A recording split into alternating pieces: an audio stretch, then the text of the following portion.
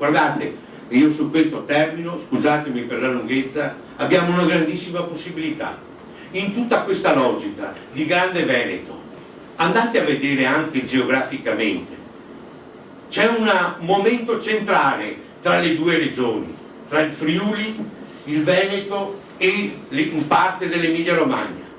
Quest'area centrale è rappresentata dal portogruarese. Da Portogruaro, dalle sue aree, dal suo territorio, è l'elemento fondamentale, anche geograficamente, di questa possibilità di sviluppo ulteriore, di ripresa dello sviluppo. È la porta vera del nord rispetto ai paesi dell'est, è la porta vera del nord d'Italia rispetto all'Austria e rispetto alla Germania.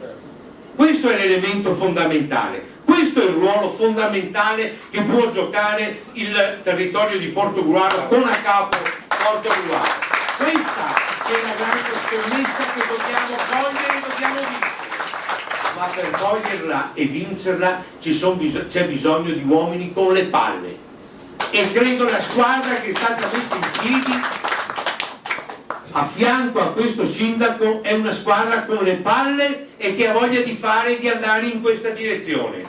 Non si accontenta delle pacche sulle spalle ai bar, non si accontenta e non vuole andare a rincorrere le ciacque da bar o da pianerottolo. Ha in mente questo disegno, si presenta con la propria faccia e ha una squadra forte dietro, non una squadra di zavorratori.